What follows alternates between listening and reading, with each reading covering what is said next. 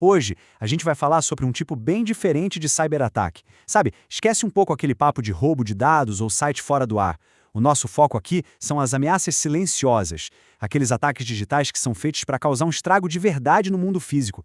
E o mais importante, como é que a inteligência pode ajudar a gente a enxergar esses ataques antes que seja tarde demais?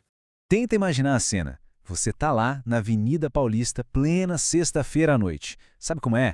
Luzes, gente, o coração de São Paulo batendo forte. E aí, de um segundo para o outro, pá, tudo apaga. Aquele silêncio estranho e depois, escuridão total. Um apagão gigantesco. A explicação oficial, claro, veio rapidinho. Ah, foi uma falha técnica. Acontece, né? Só que, enquanto a maioria das pessoas engolia essa versão lá nos cantos mais escondidos da internet, uma outra história completamente diferente estava sendo contada. A pergunta que fica no ar é: o que foi que realmente derrubou a energia naquela noite? Ok, então vamos mergulhar fundo nisso. A verdade é que a linha que separa um acidente de um ataque cibernético bem disfarçado está ficando cada vez mais fina. E saber identificar essa diferença, olha, essa é uma das questões mais críticas do nosso tempo. E aqui vem o pulo do gato. Em fóruns de hackers, o apagão da Paulista não foi visto como um simples acidente. Pelo contrário, foi comemorado. Foi celebrado como uma operação de sucesso, onde um equipamento industrial foi manipulado para criar uma falha que parecesse, assim, perfeitamente normal. Essa é a essência de um ataque furtivo. Ele te dá uma desculpa plausível. Isso nos leva a uma pergunta que é sinceramente bem assustadora. O que acontece quando um código malicioso deixa de ser só um monte de linha na tela e pula para o mundo real, para controlar máquinas de verdade? As consequências vão muito além de dinheiro. Elas são físicas, palpáveis. Para entender isso, vamos pegar um caso real de uma hidrelétrica na Rússia. Os invasores eles não se contentaram em só acessar a rede de e-mails da empresa, não. Eles foram muito mais fundo. Fizeram o que os especialistas chamam de movimento lateral, ou seja, pularam da rede do escritório para a rede operacional, que é o cérebro que controla as turbinas, as comportas, tudo. E o resultado, como está descrito aqui, é coisa de filme de ação, literalmente. Os atacantes aceleraram a turbina à distância, forçando a máquina a ir muito além dos limites de segurança, até que uma peça de dezenas de toneladas simplesmente se soltou e foi arremessada do fundo do complexo, destruindo concreto, aço, tudo que via pela frente. Isso tem um nome: impacto ciberfísico. E é fundamental a gente entender que não estamos mais falando de roubar senhas. A gente está falando da capacidade de transformar bits e bytes em concreto quebrado em caos físico, colocando vidas em risco. É outro nível de ameaça. Então, beleza. Diante de uma ameaça tão sofisticada, como é que a gente se defende? A resposta não é só construir muros mais altos, mas sim conseguir enxergar o inimigo chegando de longe. A solução é mudar a nossa postura, sair do reativo e ir para o preditivo, usando uma metodologia conhecida como ciclo de inteligência.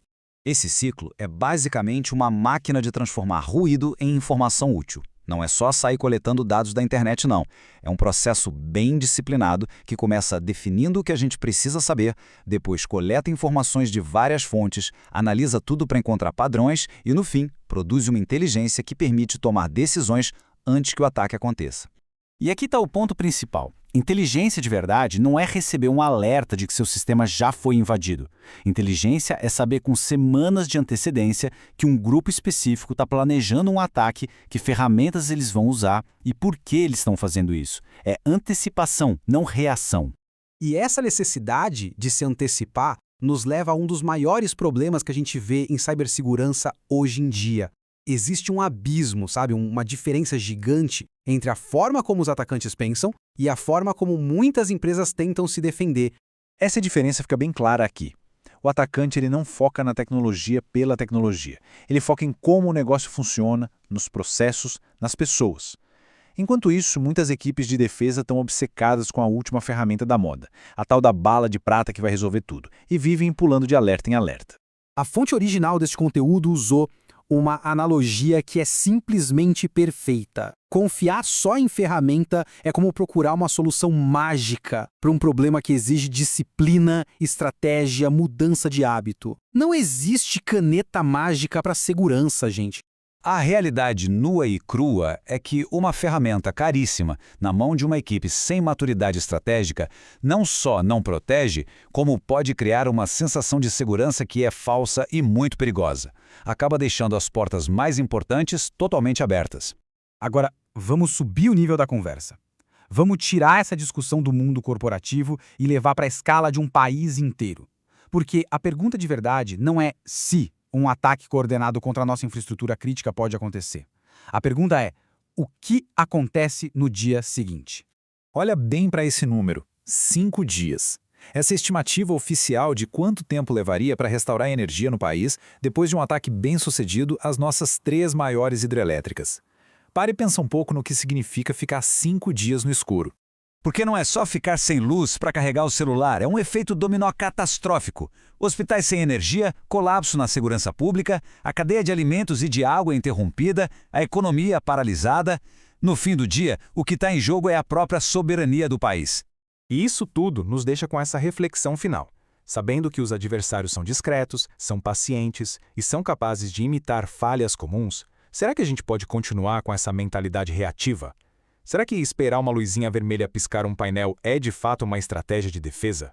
Bom, e toda essa discussão profunda que a gente teve aqui foi baseada na apresentação brilhante de Robson Silva no evento Terça com Sucesso, uma iniciativa da Sucessu SP. Fica aqui um agradecimento especial a todo mundo envolvido na produção e organização desse conteúdo que é vital e que nos força a pensar de um jeito mais inteligente e estratégico sobre a segurança do nosso futuro.